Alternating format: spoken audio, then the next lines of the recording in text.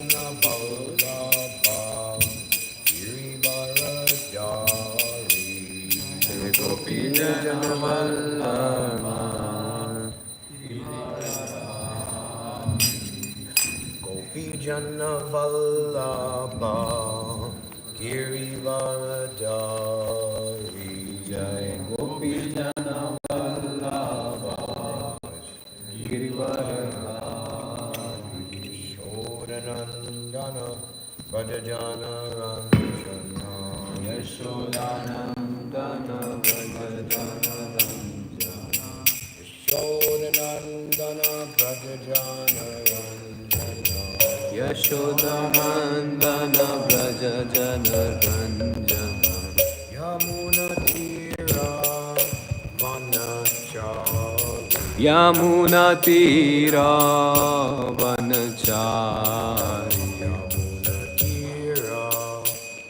Vanachari Yamunatira Vanachari Yamunatira Vanachari Jaya Radha Madhava Kunja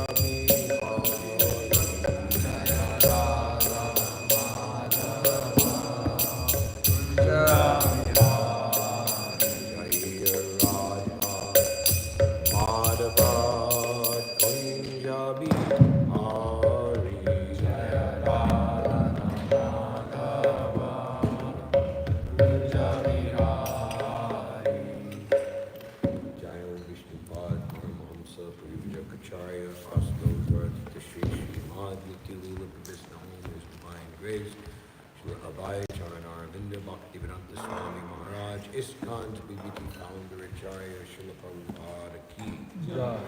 Shri Radha Govinda Deva Ki Jai.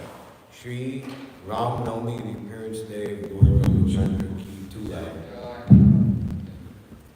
The 50th anniversary of the installation of Sri Sri Krishna Balaram, the opening of the Krishna Balaram Mandir in Sri Vrindavan.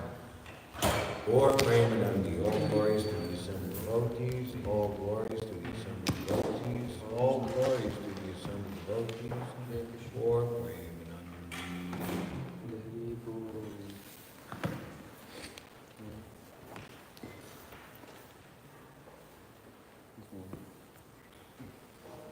This song that's over there.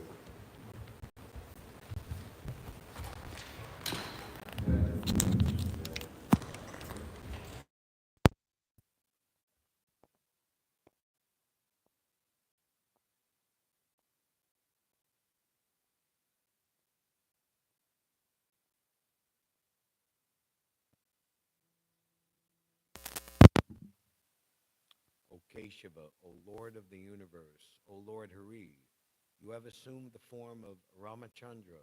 All glories to you. In the battle of Lanka, you destroy the 10-headed demon Ravana and distributed his heads as a delightful offering to the presiding deities of the 10 directions, a feat long desired by them all, whom that monster had much harassed.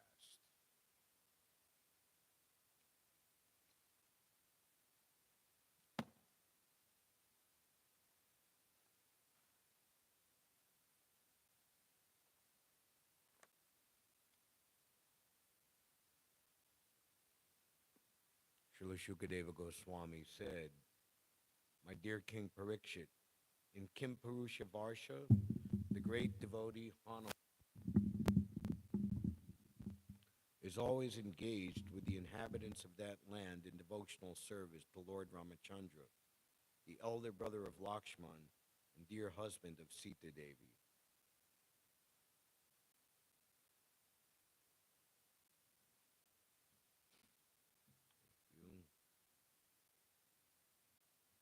A host of Gandharvas always engaged in chanting the glories of Lord Ramachandra. That chanting is always extremely auspicious. Hanumanji and Aristasen, the chief person in Kimpurusha Varsha, constantly hear these glories with complete attention. Hanuman chants the following mantras.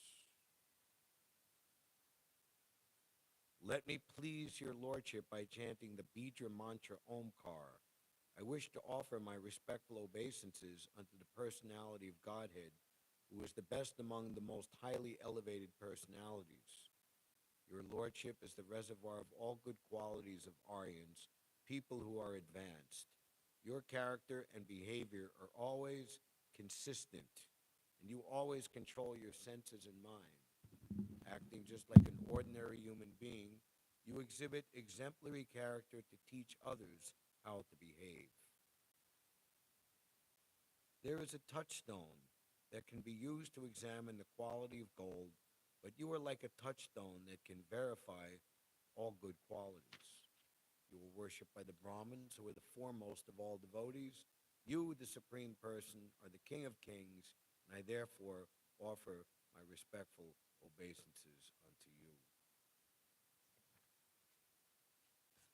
The Lord, whose pure form, Satchidananda Vigraha, is uncontaminated by the modes of material nature, can be perceived by pure consciousness. In the Vedanta, he is described as being one without a second. Because of his spiritual potency, he is untouched by the contamination of material nature. And because he is not subjected to material vision, he is known as transcendental. He has no material activities, nor has he a material form or name. Only in pure consciousness, Krishna consciousness, can one perceive the transcendental form of the Lord. Let us be firmly fixed at the lotus feet of Lord Ramachandra, and let us offer our respectful obeisances unto those transcendental lotus feet. Ramadi Mrteshu Kalani Amena Tishtan Nanavataram Akarod Bhuvaneshu Kintu Krishna Svayam Samavavat Parama Pumanyo Govindamadi Pursham Tamaham Bhajami. I worship the Supreme Personality of Godhead, Govinda, who is always situated in various incarnations such as Rama, Nasringa, and many sub-incarnations as well, but who is the original personality of Godhead, known as Krishna, and who incarnates personally also.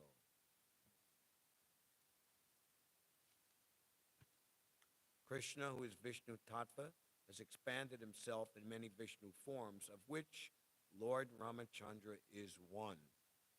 We know that the Vishnu Tattva is carried by the transcendental bird Garuda and is equipped with different types of weapons in four hands.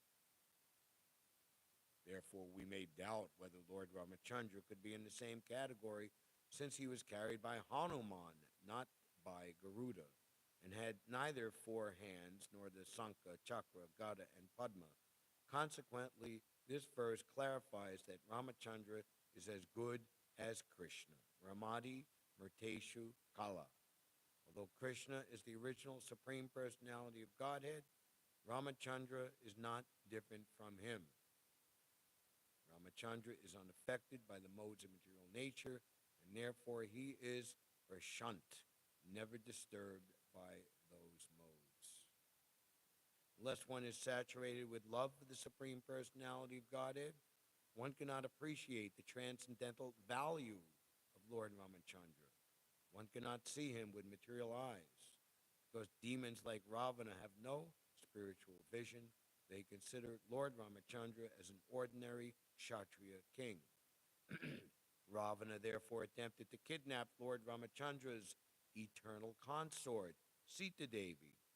Actually, however, Ravana could not carry off Sita Devi in her original form. As soon as she was touched by Ravana's hands, she gave him a material form, but she maintained her original form beyond his vision. Therefore, in this verse, the words Pratyak Prashantam indicate that Lord Ramachandra and his potency, the goddess Sita, keep themselves aloof from the influence of the material energy.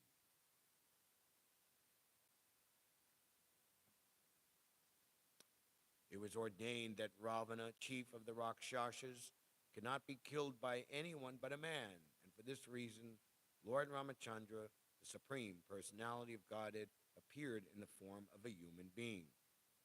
Lord Ramachandra's mission, however, was not only to kill Ravana, but also to teach mortal beings that material happiness centered around sex life or centered around one's wife is the cause of many miseries.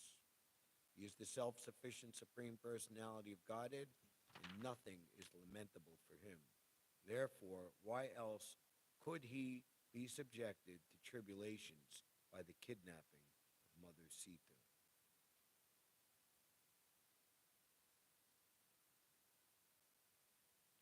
Another aspect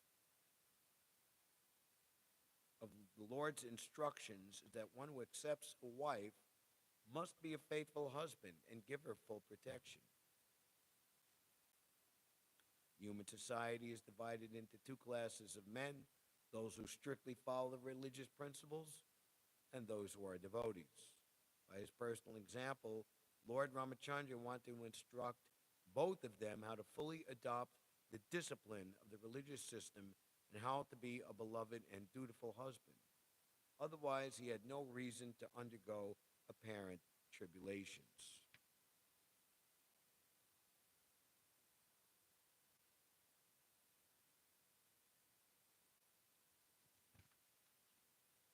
Since Lord Sri Ramachandra is the Supreme Personality of Godhead, Vasudev, he's not attached to anything in this material world. He is the most beloved supersoul of all self-realized souls, and he is their very intimate friend. He is full of all opulences. Therefore, he could not possibly have suffered because of separation from his wife, nor could he have given up his wife and Lakshman, his younger brother. To give up either would have been absolutely impossible.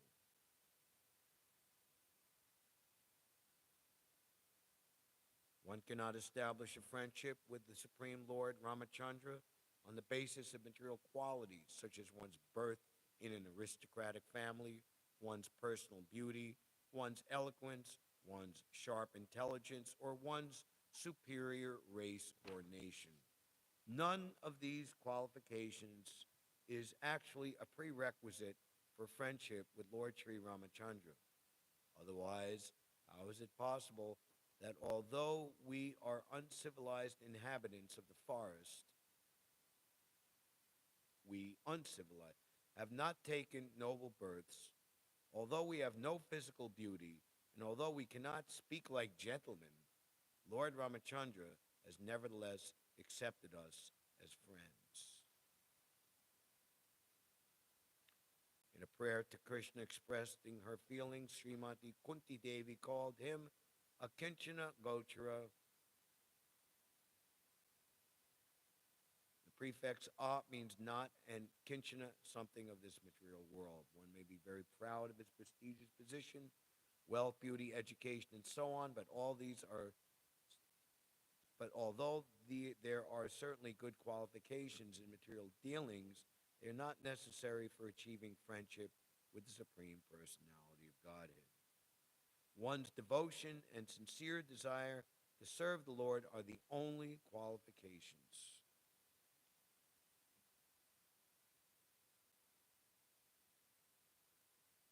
Srila Rupa Goswami has also said that the price for achieving the Lord's favor is simply one's sincere eagerness to have it. Lolyam ekam mulyam. In the Sri Chaitanya Bhagavat, it is said, Kolavecha Sevakara Deka Bhagya Sima, Brahma Shiva Kandayara Dekiya Mahima. Behold the great fortune of the devotee Kolavechar. Lord Brahma and Shiva shed tears upon seeing his greatness. One cannot attain Lord Krishna by any amount of wealth, followers, or learning. Sri Chaitanya Mahaprabhu is controlled only by pure devotion.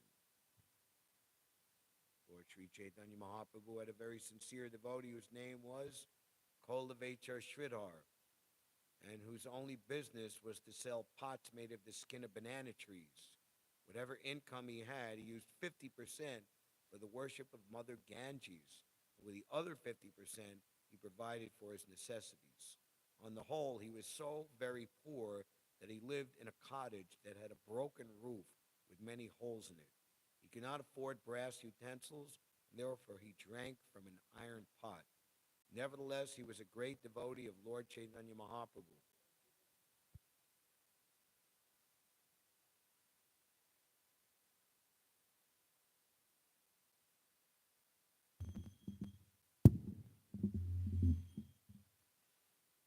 Shri Radha Govinda Deva Ki.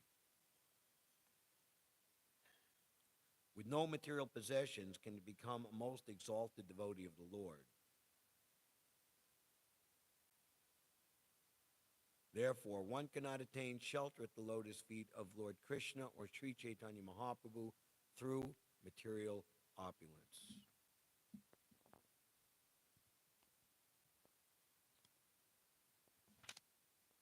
Therefore, whether one is a demigod or a demon, a man or a creature other than a man, such as a beast or bird, everyone should worship Lord Ramachandra, the Supreme Personality of Godhead, who appears on this earth just like a human being.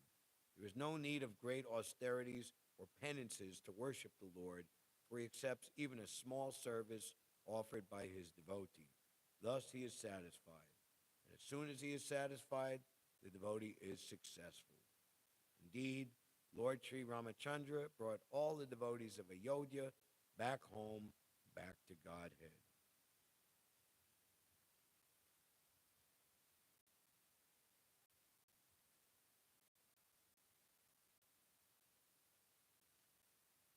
Lord Sri Ramachandra is so kind and merciful to his devotees that he is very easily satisfied by little service rendered by anyone, human or not.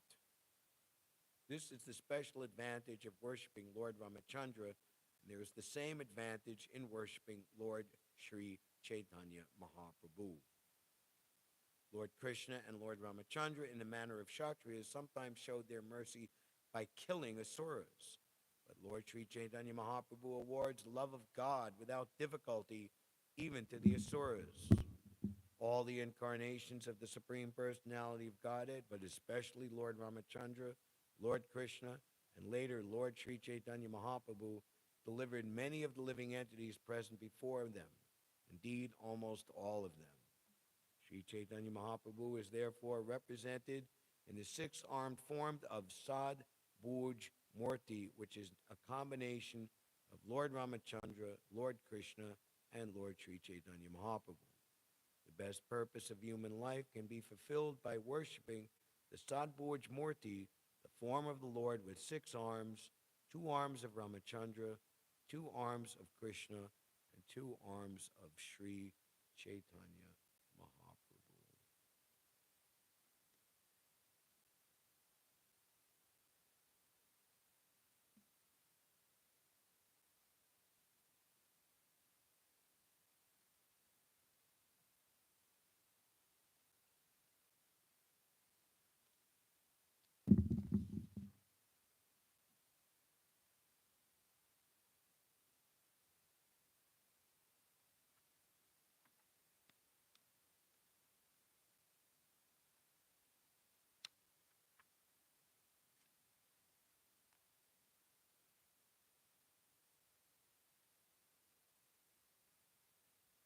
Chandrika Vishad Smirai, Saranang Panga Vikshitai, Svakarhanam Ivaraja, Satvabhyam Shastar Palaka.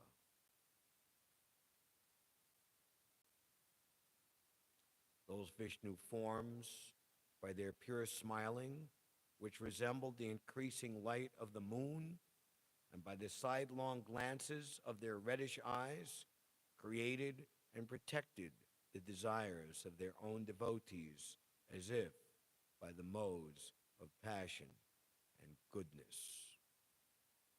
This is the 50th verse of the 13th chapter of the 10th canto, the Srimad Bhagavatam, Rama stealing the boys and calves. So Krishna assumed fully the identity of all the so-calledly stolen calves and cowherd boys, and then transformed them in the presence of Lord Brahma into four-handed Vishnu forms, astounding the bewildered Lord Brahma and fully substantiating, proving to Lord Brahma the glories of the Supreme Personality of Godhead. Those Vishnu forms blessed the devotees with their clear glances and smiles, which resembled the increasingly full light of the moon. Shreya, Karaiva, Chandrika, Vitaranam. As maintainers, they glanced upon their devotees, embracing them and protecting them by smiling. Their smiles resembled the mode of goodness, protecting all the desires of the devotees, and the glancing of their eyes resembled the mode of passion. Actually, in this verse, the word raja means not passion, but affection. In the material world, rajagun is passion, but in the spiritual world, it is affection. In the material world, affection is contaminated by rajagun and tamagun, but in the Shuddha Sattva, the affection that maintains the devotees is transcendental. The word svakartanam refers to great desires. As mentioned in this verse, the glance of Lord Vishnu creates the desires of the devotees. A pure devotee, however, has no desires. Therefore, Sanatan Goswami comments that because the desires of devotees whose attention is fixed on Krishna have already been fulfilled, the Lord's sidelong glances create variegated desires in relation to Krishna and devotional service. In the material world, desire is a product of Rajagun and Tamogun. But desire in the spiritual world gives rise to a variety of everlasting transcendental service. Thus, the word svakartanam refers to eagerness to serve Krishna. In Vrindavan, there is a place where there was no temple, but a devotee desired, let there be a temple and seva, devotional service. Therefore, what was once an empty corner has now become a place of pilgrimage. Such are the desires of a devotee.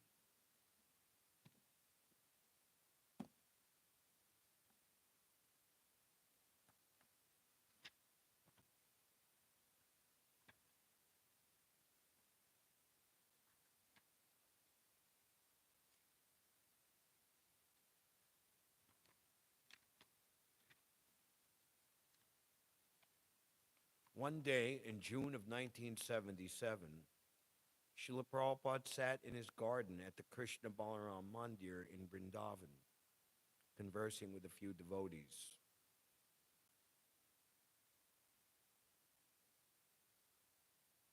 Although for months he had been manifesting external symptoms of ill health, he still enjoyed sitting there with his disciples while aromatic jasmine blossoms scented the air and the fountain gently splashed. He had been discussing various topics, including how modern godless civilization was a society of two-legged animals. Speaking of life in India as he had known as a child, he described a simpler way of living, and he began recalling some of his childhood experiences. At his birth, he said, an astrologer had predicted that at age 70 he would leave India and establish many temples.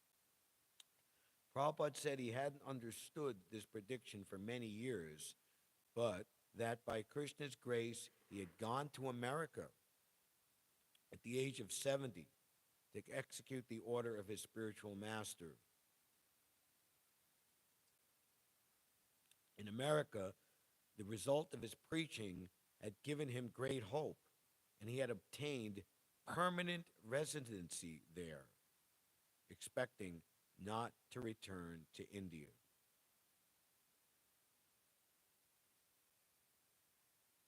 One of Srila Prabhupada's disciples present asked Srila Prabhupada, "Do you regret having come back to India?" "No," Srila Prabhupada replied. "My plan was to stay in America, but Krishna's plan was different.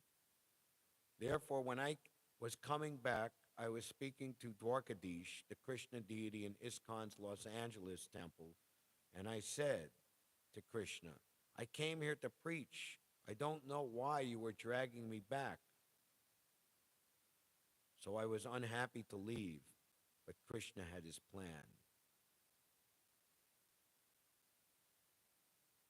And Prabhupada giving more detail of that in his loving argument with Krishna, that my spiritual master uh, gave India to my godbrothers to preach, whereas uh, he had given me the entire Western world to preach. And Krishna then said, "Well,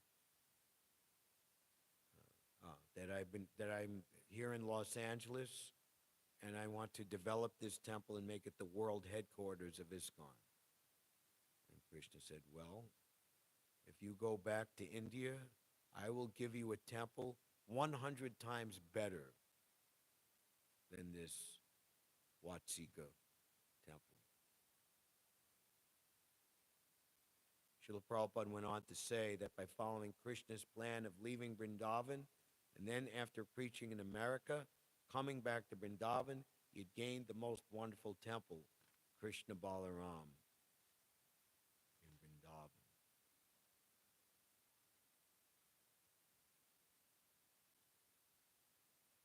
You always come out victorious, the devotees said. We have never seen you defeated. In Bombay, for example, it seemed to be an impossible situation. Yes, no one was interested, said Srila Prabhupada. Who could see that such a big project would come up? And Prabhupada went on to describe uh, the trials and tribulations of Bombay in particular. And the devotees said, they should write a book about that. It is history, Srila Prabhupada said. This is worth writing about. Mayapur also.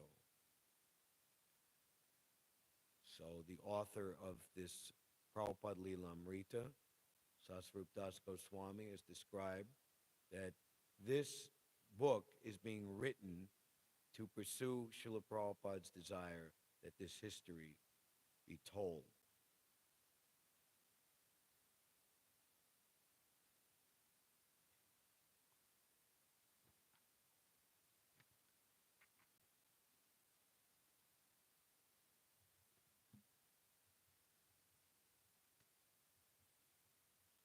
When Srila Prabhupada arrived to finally conduct the Krishna Balaram Mandir opening, he was pleasantly surprised to see that the three tall domes rising over the temple had finally been built. The domes had been constructed entirely during the 8 months since his last visit. So this is August of 1974, was a failed or premature attempt to open the temple. And now, finally, it is done. The 4-story international guest house had also been completely built during his absence. Surabi had supervised workers in day and night shifts to get everything done on time. The tall central dome and 2 side domes, one over each altar, were magnificent Their graceful form led the mind to higher thoughts and suggested an existence beyond the material world. The strength and beauty of the domes reminded one that beneath residing resided the deity of the Supreme Lord. A temple was to enlighten people, to remove their nescience, and the domes eloquently spoke of this purpose. They could be seen for miles, rising boldly above the landscape of Vrindavan, proclaiming the worship of Krishna and Balaram. Each dome was topped by a copper kailash consisting of three balls representing the lower, middle, and higher planetary systems, and at the top, the eternal Sudarshan chakra, the spinning wheel weapon of Lord Vishnu. The Sudarshan chakra was Krishna himself, and just to see this glorious symbol atop the mandir made the devotees feel victorious and satisfied. Even the guests could not help but regard it with awe. Atop the Sudarshan chakras were copper victory flags. As Prabhupada toured the completed building, he continually looked up at the domes. Oh, he said, the domes have come out very nice. What do you think? He turned to the devotees accompanying him. They are magnificent.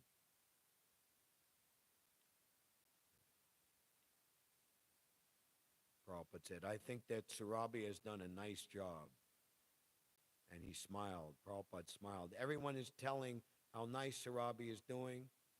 Prabhupada turned to Surabi, who had gone with very little sleep for weeks.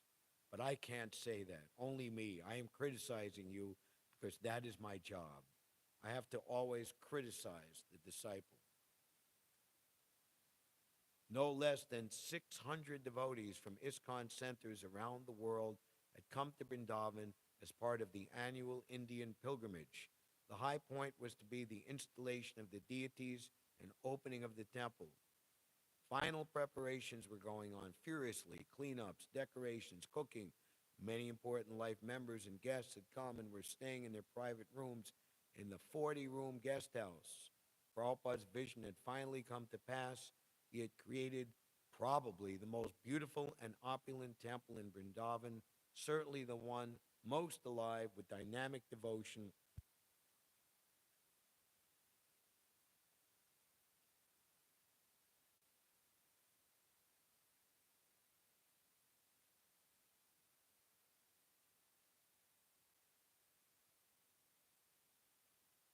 Did.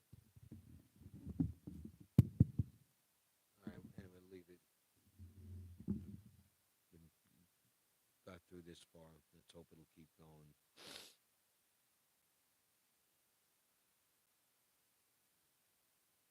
Touring the grounds, Prabhupada walked into the sunken courtyard, its marble floors clean and dazzling.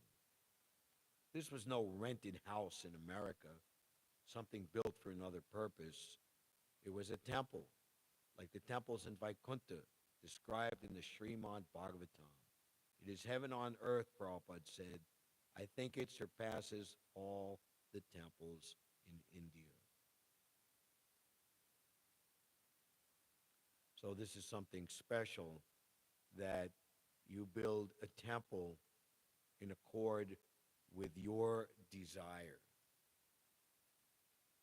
Just like here, this is our home, the home of Sri Sri Radha Govinda,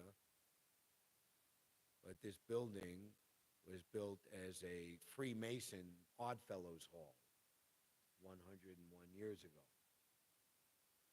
So we have done and are doing our level best, and we even have plans to make it more Vedic looking than Oddfellow Freemason looking.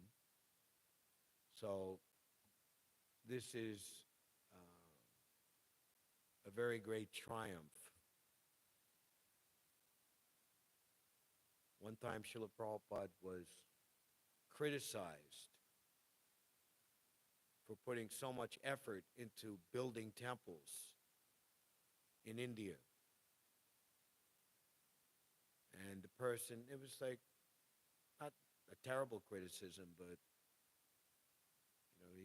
he's at a home program, well-to-do, aristocratic, rich person with his family. And Prabhupada said to him, they pointed, "Who is this?"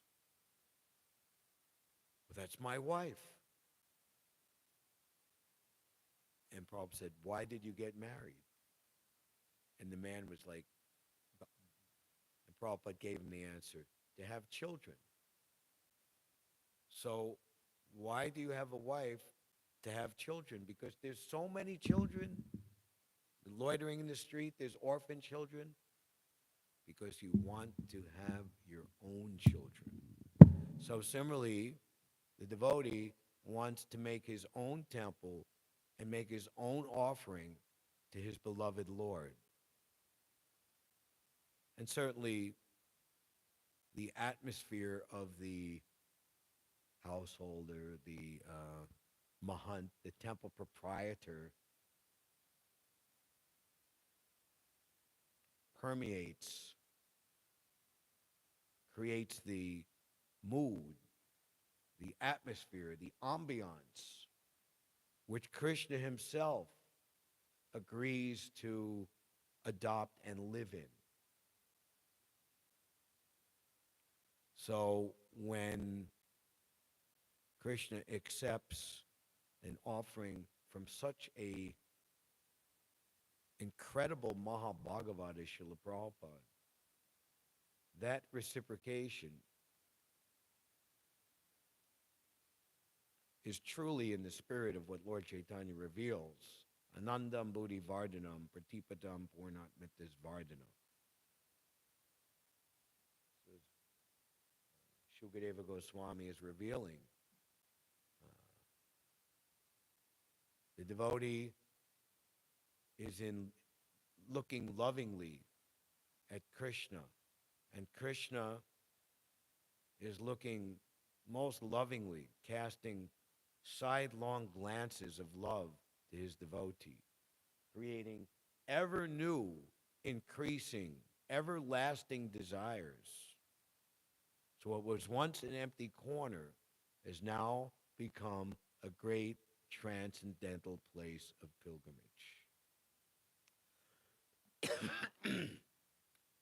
When Prabhupada was offered the land in Ramanreti,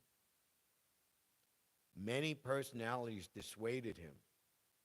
So far away from Vrindavan. Vrindavan was what now we call Old Vrindavan, which is the far eastern uh, rim or turn of the Yamuna. Gopinath Bazaar, you have Gyan Gudri, you have like Keshi Ghat, Yugla Kishore Temple, Bamsi Bhat Maharastali, Gopishvar Mahadev, Katyayani Temple, the South Indian Sri Rangam Temple, Raghunath Temple. This is Old Vrindavan, post office, police station. The rickshaw wallahs wouldn't even go out to Raman Reti. This is where all the thieves and gundas lived. The road was an unpaved road, 6 feet. You know, you have like the hedges and like these thick pricker bushes on either side. Just enough room for a horse-drawn tunga to go through.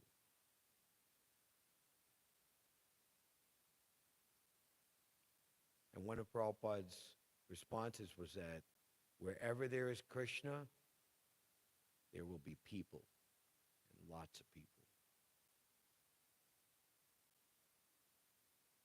Similar was the establishment of the also the Krishna Balaram Mandir in Bhubaneswar.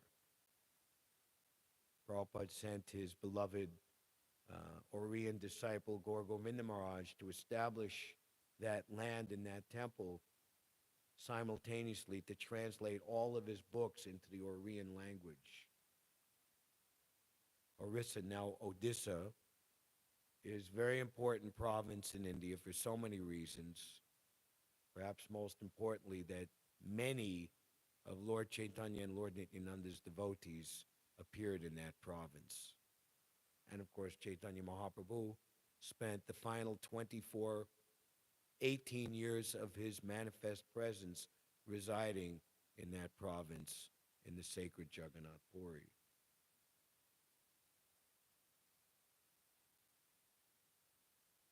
So now, in terms of a lifetime, it's a long time, 50 years. But in terms of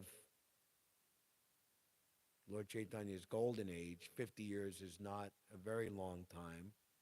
And how, even just externally, Prabhupada would say, we've become victims of our own success. That the soft sands of Raman Reti, the place of pleasure pastimes of Krishna Balaram and the Coward Boys is very hard to find now. It's become kind of what we have here, a concrete jungle. But the overwhelming success is how many hundreds and thousands and even millions of people are visiting Vrindavan, entering that sacred tract of land and receiving the blessings of Krishna and Balaram, Radha Shama Sundar, Lalita Vishaka, Shri Shri Gaura Tai. Srila Prabhupada established the Krishna Balaram Mandir to teach people, particularly the residents of Vrindavan, who are mostly interested in entering into the Radha Krishna Leela, that the way to do that properly, and especially in Kali Yuga, is through the mercy of Lord Chaitanya and Lord Nityananda. So Prabhupada set up the temple that people will come in from the front, go to the left, pay their obeisances to Guru Gauranga. When Prabhupada established the temple, he instructed not just the deity of his own spiritual master, but a deity of himself, not just on the Vyasasan,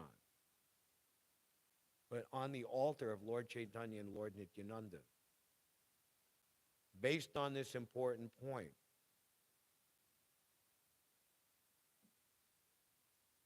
Sudamani Devi Dasi, the lifelong partner of Ravindra Svarup Prabhu, she describes being present at the Mayapur festival in 1975 and also in Vrindavan. That Prabhupada is giving class in Mayapur and saying, do not think that you can achieve the mercy of Radha and Krishna unless you get the mercy of Lord Chaitanya. And do not think that you can get the mercy of Lord Chaitanya without getting the mercy of Lord Nityananda, and on and on. And don't think you can get the mercy of Lord Nityananda without getting the mercy of the 6 Goswamis of Vrindavan.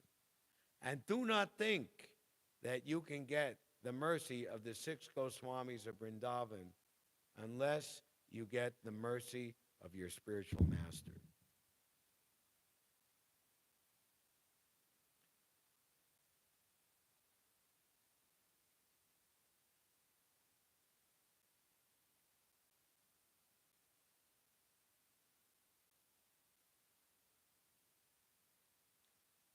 And then to understand, you've come to the place of Raman Reti, and who are the principal deities in the center altar with the largest central dome? Krishna and Balaram. Brajendra Nandana say, Sachi Sutta Hoilo say, Balaram Hoilo Nitai. That Krishna and Balaram have appeared in this age as Sri Chaitanya Mahaprabhu and Lord Nityananda, the self-same personalities. And entrance into Sri Vrindavan Dham in the Kali Yuga is done through the process of Nam Sankirtan, the Yuga Dharma. which leads me. It's been a very, very wonderful week-long observance at the Krishna Balaram Mandir, and I heartily recommend and encourage everyone to look at ISKCON Vrindavan YouTube channel, and they have a very varied program there. Daily Srimad Bhagavatam classes, but then they would have afternoon and evening sessions giving all the different devotees. I heard a number of 90 Prabhupada disciples in attendance, everyone being given a chance to speak. So, Daivi Shakti Mataji, she was actually here in the Henry Street Temple for some time. I believe she's originally, or she joined in Philadelphia, but she has spent over 50 years serving the Krishna Balaram Mandir project, and she perhaps is the greatest historian, factual, chronological historian on the Krishna Balaram Mandir. So she was given one day to give the Bhagavatam class, and this is the verse that she chose.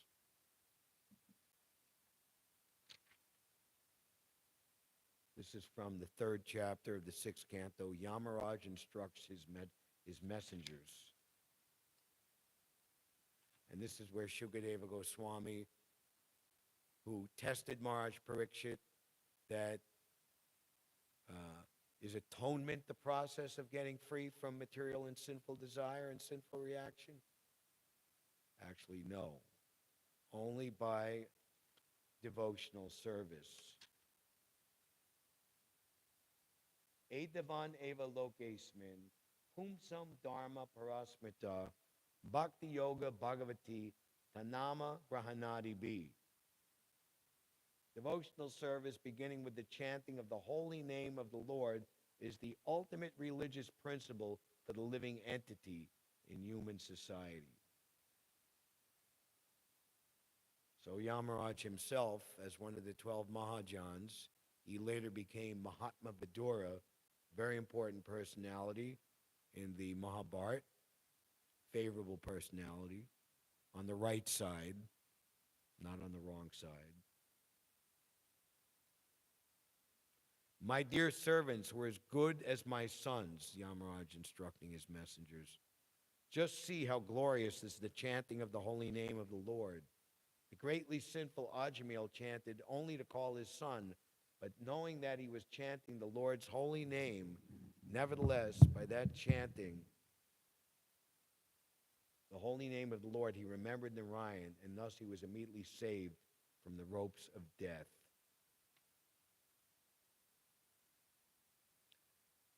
Yamaraj continues, because they are bewildered by the illusory energy of the Supreme Personality of Godhead, Yagnavalkya and Jaimini and other compilers of the religious scriptures cannot know the secret, confidential religious system of the 12 Mahajans. They cannot understand the transcendental value of performing devotional service or chanting the Hare Krishna Maha Mantra, because their minds are attracted to the ritualistic ceremonies mentioned in the Vedas, especially the Yajurveda, Samaveda, and Rig Veda. Their intelligence has become dull. We see when we see the public that because they have no contact with devotional service, no opportunity to hear transcendental sound vibration, to hear transcendental instructions based on a higher plane of endeavor, thought, desire, and happiness. Their only exposure is to mundane concepts which end in bewilderment, unhappiness, lack of fulfillment and satisfaction. They become dull. This is the danger. This is the covering potency of the illusory energy that makes you think that which is your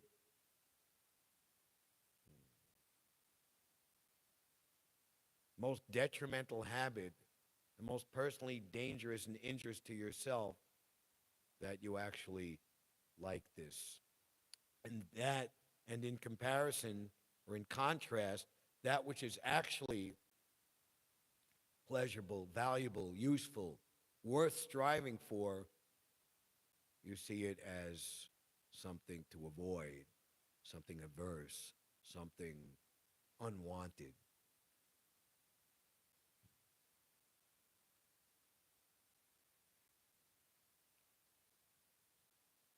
Dull. Thus, they are busy collecting ingredients for ritualistic ceremonies that yield only temporary benefit, such as elevation to Svarga Loka for material happiness. They are not attracted to the Sankirtan movement. Instead, they are interested in Dharma, Artha, Kama, and Moksha at best. Since one may easily achieve the highest success by chanting the holy name of the Lord, one might ask why there are so many Vedic ritualistic ceremonies and why people are attracted to them. This verse answers that question. Bhagavad Gita 15:15 states that the real purpose of studying the Vedas is to approach the lotus feet of Lord Krishna. Unfortunately, unintelligent people, bewildered by the grandeur of Vedic yajnas, want to see gorgeous sacrifices performed. They want Vedic mantras chanted and huge amounts of money spent for such ceremonies. Sometimes we have to observe the Vedic ritualistic ceremonies to please such unintelligent men. So we're very fortunate. We have wonderful footage of the installation of Krishna Balaram in April 1975. If you look at Yadubar and Vishaka's DVD, now it's on YouTube as well, series following Srila Prabhupada, it's in volume of 11 volumes. It's in volume number 8. Look it up and find it. So one of the devotees, I believe, is Hansaduta. He's telling the story that Prabhupada is summoned to the temple room where all of these hired Brahmins are chanting all these elaborate mantras and rituals, and Prabhupada was requested to come out because he's the Yajaman, he's the leader of the performance, he's the founder Acharya. And Prabhupada is saying, do I have to? Like you would tell, you have to go to school today. Do I have to? Why do I have to? And he went, and you see Prabhupada is just sitting there like, he sat for like 20 minutes. He's like very much. So Prabhupada is writing here in the purport, Prabhupada's purports, Srimad Bhagavatam. Recently, so this is just after, and just see how incredible Srila Prabhupada, this is recently, so that's after April 1975, you could say May, June, something. So he completed and this is the beginning of the 6th canto. So he completed so this is from April, May 1975 till November. Just 2 years and a few months later. And then Prabhupada practically through the latter part of 1976 and certainly all of 1977, his health was very bad. So in that time, 2 years, he completed the entire 6th canto, 7th canto, 8th canto, 9th canto, and gave us 13 chapters of the 10th canto.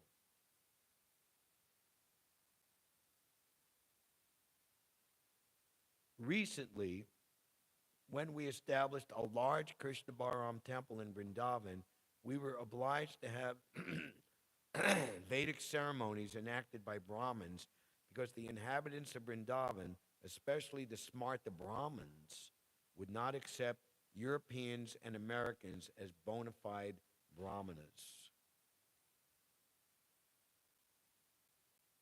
Thus, we had to engage brahmanas to perform costly yagnas. In spite of these yagnas, the members of our society performed sankirtan loudly with mridangas, and I considered the sankirtan more important than the Vedic ritualistic ceremonies. Both the ceremonies and the sankirtan were going on simultaneously. The ceremonies were meant for persons interested in Vedic rituals for elevation to heavenly planets, whereas the Sankirtan was meant for pure devotees interested in pleasing the Supreme Personality of Godhead.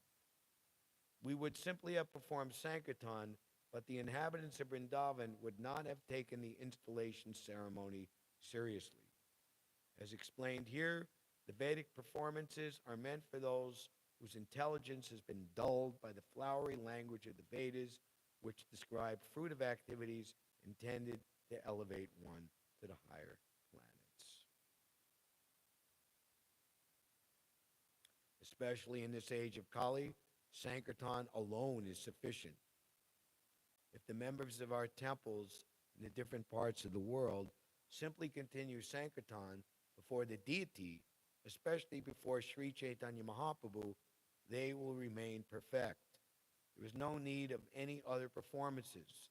Nevertheless, to keep oneself clean in habits and mind, deity worship and other regulative principles are required. Srila Jiva Goswami says that although Sankirtan is sufficient for the perfection of life, the archana or worship of the deity in the temple must continue in order that the devotees may stay clean and pure. Srila Bhaktisiddhanta Saraswati Thakur therefore recommended that one follow both processes simultaneously. We strictly follow the principles of performing deity worship and Sankirtan along parallel lines. This we should continue.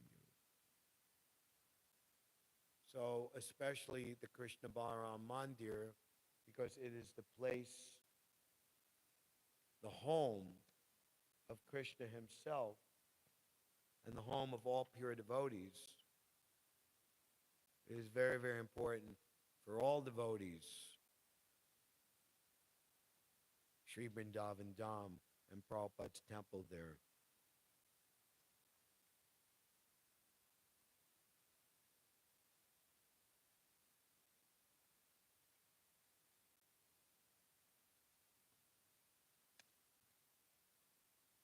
Vrindavan is Prabhupada's residence.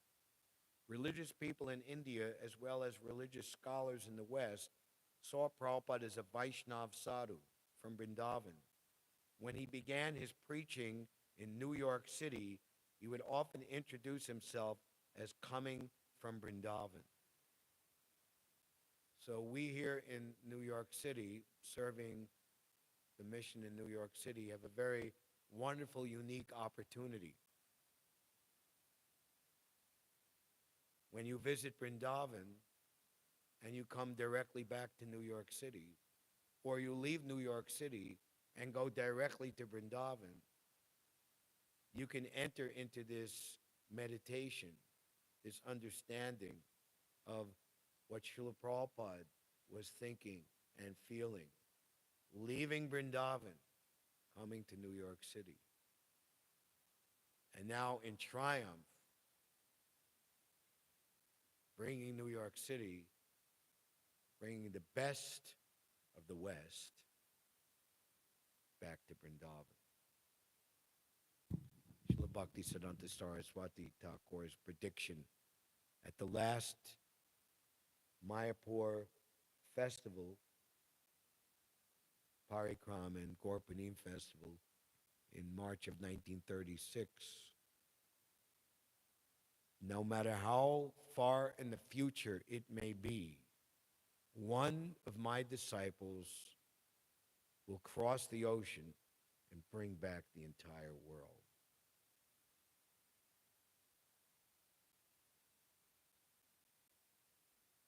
He would introduce himself as coming from Vrindavan. Here I am now sitting in New York, he once said, the world's greatest city. but my heart is always hankering after that Vrindavan. I shall be very happy to return to my Vrindavan, that sacred place. One little note of historical current events. Today is the 6th of April. So in 9 days' time, on the 15th of April, 1966, Prabhupada moved from 100 West 72nd Street to 94 Bowery. The people of Vrindavan also thought of Prabhupada as their hometown success. When Prabhupada brought his first disciples after the amazing Pandal in the Connaught Place, New Delhi Pandal, he came to Vrindavan and was given an amazing welcome by the residents of Vrindavan. And I believe the mayor at that time was the Mahant of the Radharaman Temple.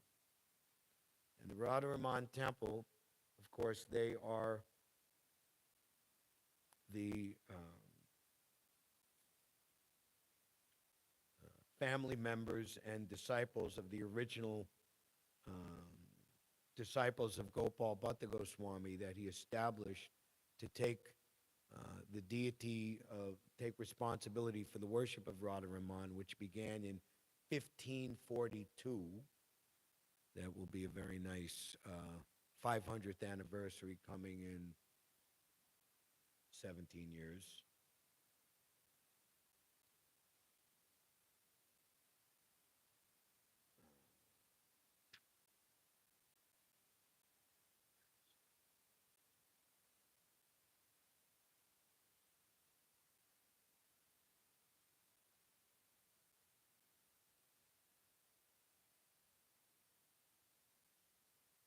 Hometown Swami.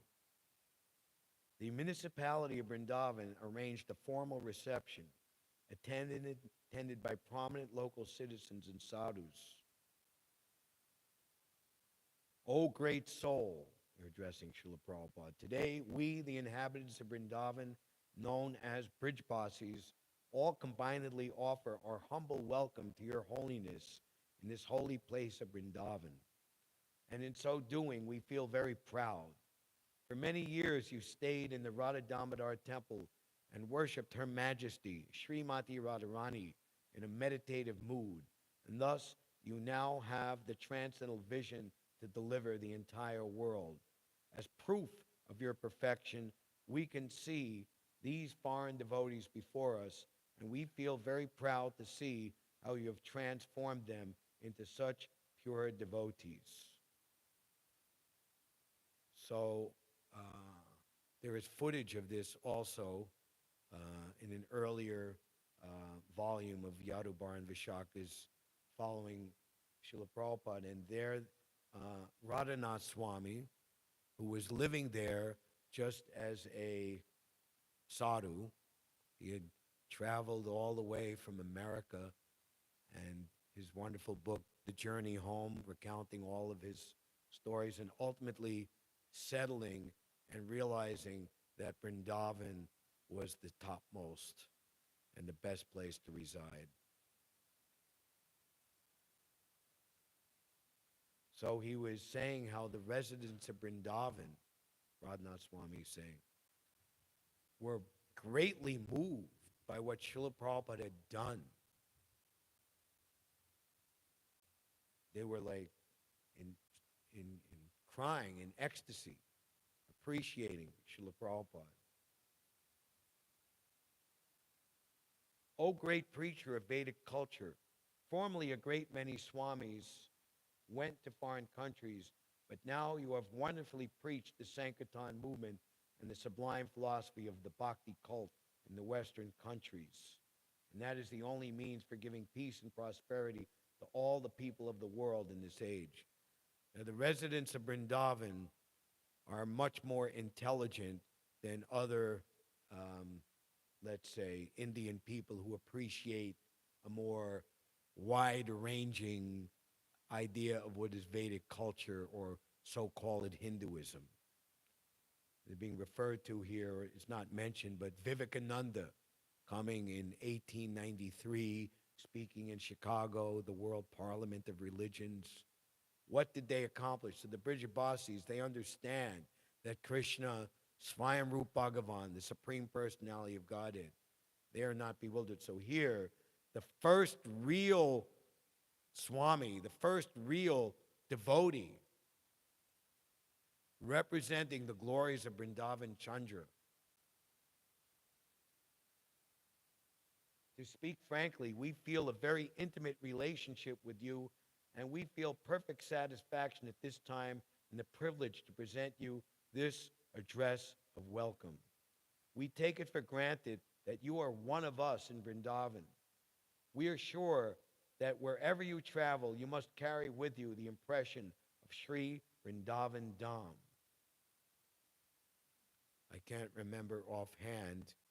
In one scripture, it says that if once coming to Vrindavan and you leave Vrindavan, that is the greatest offense to Vrindavan. The land of no return. So if Bhoma Vrindavan is non-different than Goloka Vrindavan, what does Krishna say? Once going, one never returns. That is my supreme abode.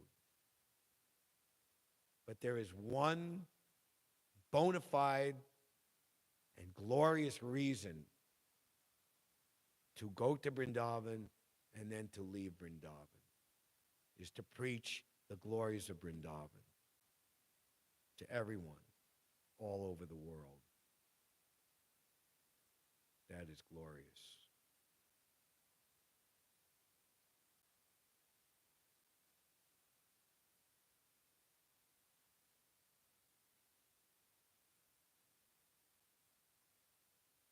Through the great message Your Holiness carries, all the people of the world are now being very intimately related with Vrindavan.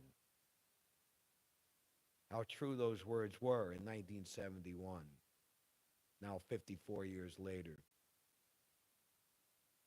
We are certainly sure that although through your preaching alone, the transcendental message of Vrindavan will spread all over the world. May you be crowned a success in these noble activities.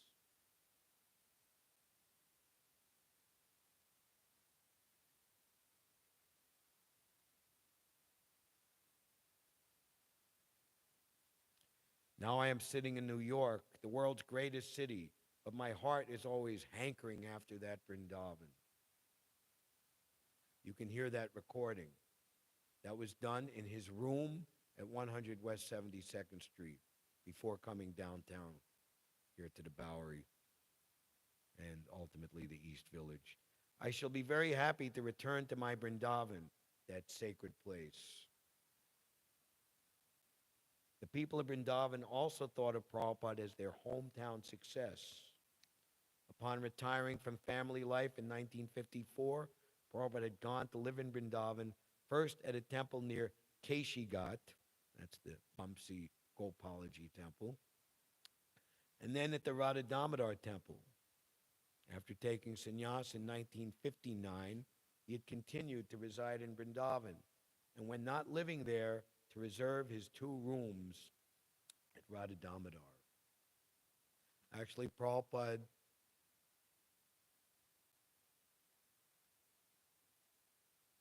before receiving the land at Rama and Reti, he had seriously considered making the Radha Damodar temple his Vrindavan temple. He was making an offer,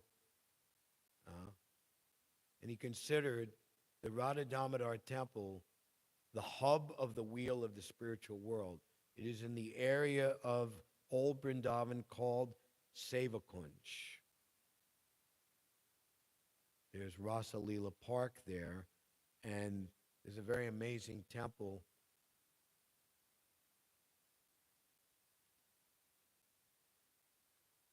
It commemorates the exact spot where Krishna did the intimate sevas of Srimati Radharani.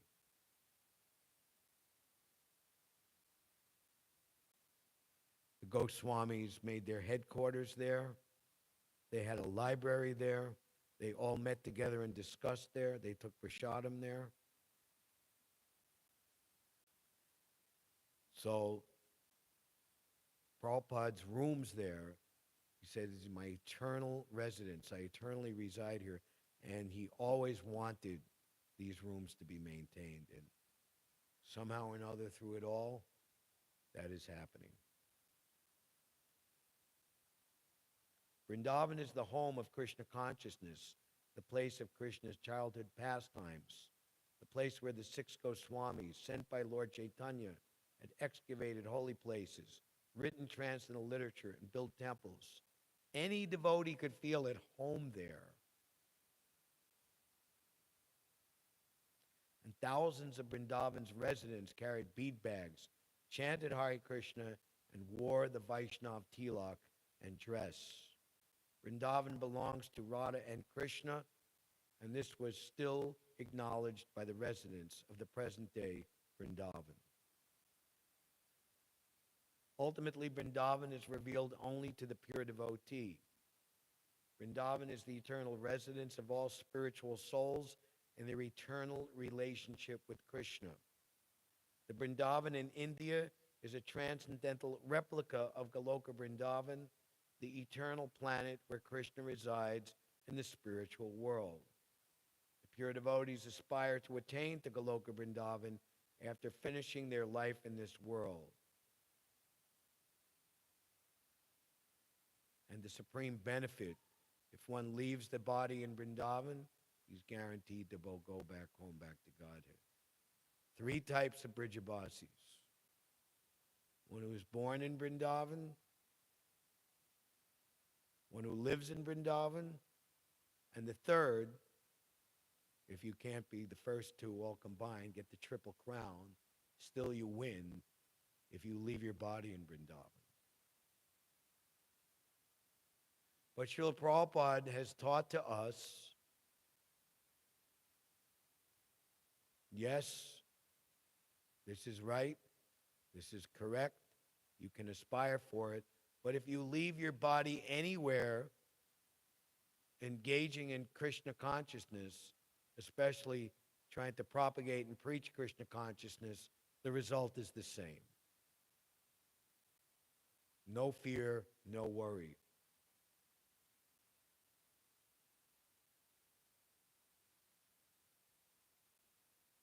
Against all odds, a preaching tour for Srila Prabhupada was being arranged in August of 1977. The route was London, New York, Gita Nagari, Los Angeles, Hawaii, and back. Of course, Prabhupada only made it to London. And the discussion was, if I leave my body in New York, you can make my samadhi on the roof, the 55th Street Temple. He wasn't joking.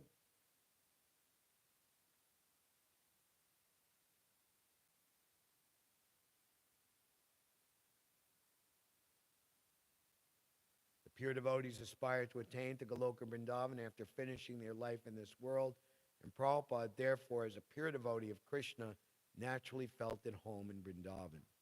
He sometimes said that if he were to become very ill, he would prefer not to go to a hospital, but simply to go to Vrindavan and there pass his last days.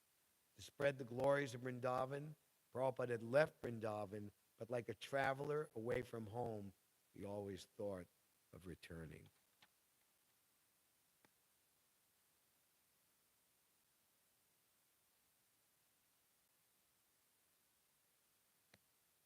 So this is a very, very glorious day.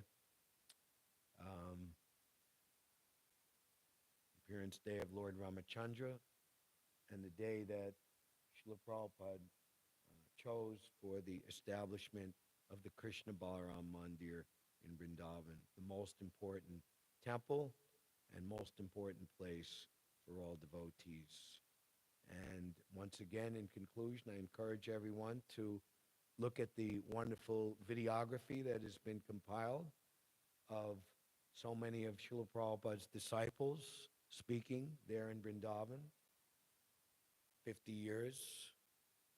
Many devotees have already departed the planet, and this is a very unique event where so many devotees in their elder age have come together to describe their realizations in their life's maturity, the glories of Vrindavan, Srila Prabhupada, and the Krishna Balaram Mandir.